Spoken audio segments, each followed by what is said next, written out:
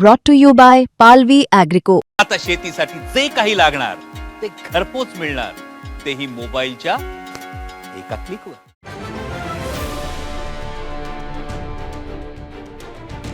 धाराशिवमध्ये तानाजी सावंतांची कोंडी. भूम आणि परंडा नगर परिषदेत एकनाथ शिंदेंच्या शिवसेनेविरोधात सर्व पक्षांचं पॅनल. एकनाथ शिंदेंच्या शिवसेनेचे आमदार तानाजी सावंतांना त्यांच्या मतदारसंघातच घेरले.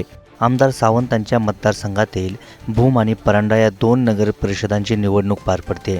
या दोन्ही नगर परिषदेत महायुतीमधील पक्षांनी महाविकास आघाडीमधील पक्षांना सोबत घेत सावंतांविरोधात आघाडी केली आहे.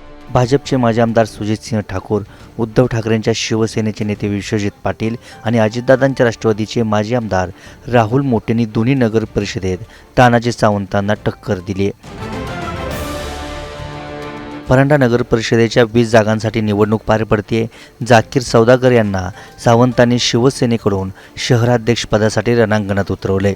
दुसरीकडे भाजप, अजितदादांची राष्ट्रवादी, शरद पवारांची राष्ट्रवादी आणि ठाकरेंच्या शिवसेनेसह सर्व पक्षांनी तानाजी सावंतांविरोधात जनशक्ती नगर विकास आघाडी पॅनल दिले.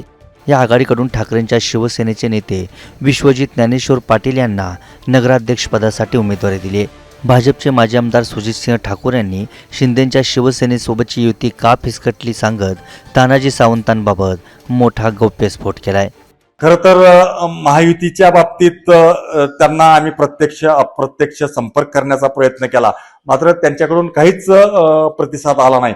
आणि सगळ्यांचाच त्यांनी ज्या उमेदवाराला पाठबळ देतात, शक्ती देण्याचं काम आतापर्यंत केलं, त्याच्या विरोधात या शहरातली जनता आहे.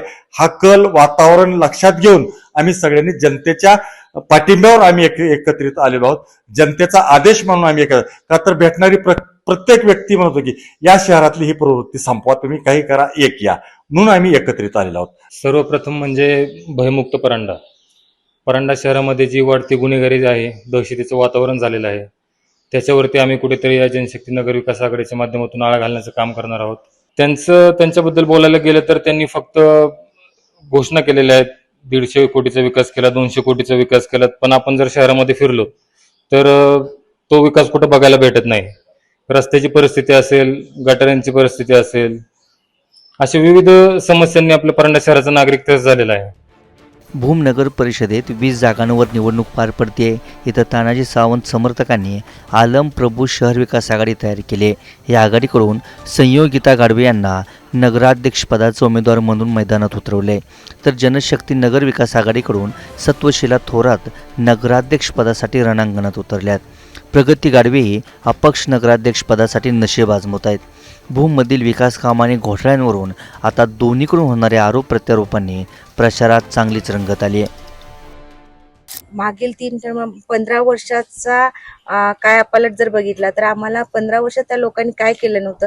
त्यामुळे आम्हाला भूम विकसित करण्यासाठीच 15 वर्ष गेले की प्रत्येक वेळेस डेव्हलप्स म्हणजे प्लॉटिंग व्हायची, परत तिथपर्यंत घर जायचं, तिथपर्यंत रस्ते करायचे, तिथपर्यंत नाली करायची, लाईट लावायची, ह्याच्यामध्येच आमचं 15 वर्ष गेलेले आहेत. आता मला वाटतं की 15 वर्षाच्या सत्तेमध्ये आम्ही ही कामं पूर्ण केलेली आहेत.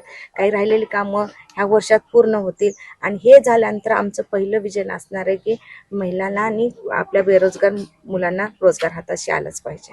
राजे विजयसिंह थोरात यांच्या मार्गदर्शनाखाली जी जनशक्ती शहर विकास आघाडी आहे त्या माध्यमातून आपण विकास करायचं लोकांना आश्वासन देतोय. आणि दुसरी गोष्ट म्हणजे महिनाभर आपण फिरत असताना लोक आमच्याकडे येत आहेत, कारण ह्यावेळेस उमेदवारी आपल्याकडे आहे. म्हणजे मला असं वाटतं की भैयांनी जी माझी उमेदवारी मला सांगितलं की आई तुम्हाला इथं मैदानात उतरायला पाहिजे, लोकांचा जो आक्रोश त्यांनी बघितला गेले 5-6 वर्ष, त्याला अनुसरून असं वाटतं की माझी उमेदवारी म्हणजे विजयाच्या दिशेने चालू आहे.